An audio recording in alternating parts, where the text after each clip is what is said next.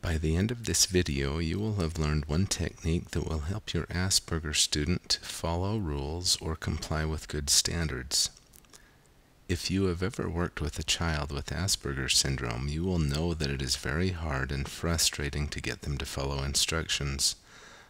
On one occasion, I had asked my son to clean up his mess. He did not want to clean up his toys, even though he created the mess. Here is tip number 5, positive reinforcement.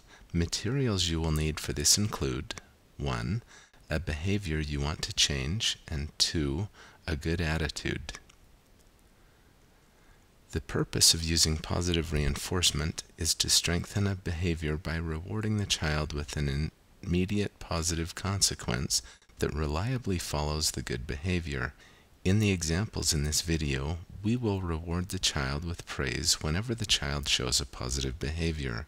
Every child likes hearing praise whenever they do something good. This will help the child continue to follow rules and make good choices.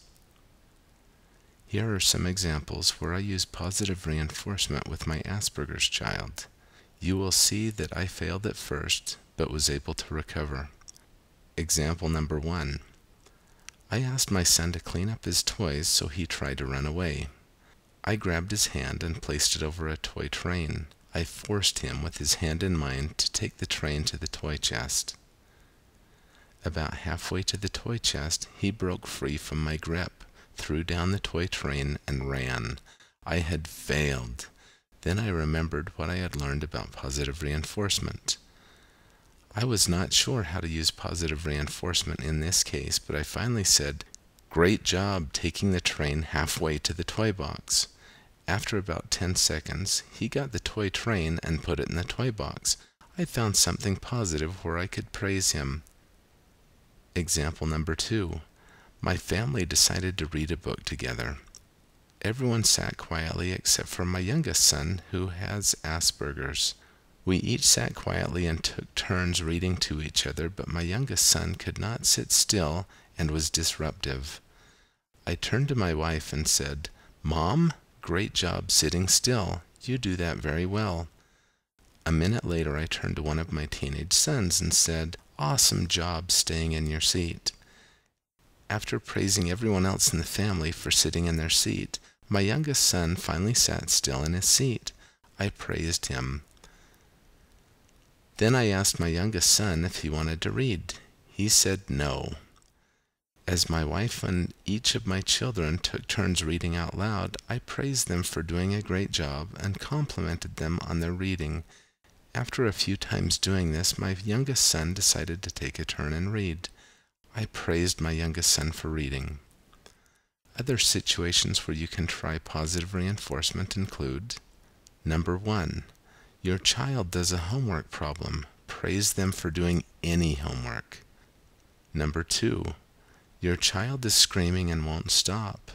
When they stop to take a breath, quickly say, "Great job not screaming." You will only have 1 second to say this out loud. Number 3. Your child constantly walks into the street. Praise them when they do not walk into the street, even when they weren't planning on going into the street. Number 4. Your child does something that makes you unhappy, like back-talking to you. When they aren't doing this behavior, tell them, "Good job for not back-talking. I appreciate it when you don't back-talk." Over time, your Asperger child will learn to seek for positive attention and comply with what you need them to do, including behaviors that could save your child's life. Try it. It is amazing to see a child follow rules and show good behavior as they seek for positive attention. If you want more ideas for teaching a child who has Asperger's, here are some websites that have great information. I hope you have as much success as I did when applying positive reinforcement. If you found this information useful, I hope you look for my other videos that talk about teaching children who have Asperger's or autism.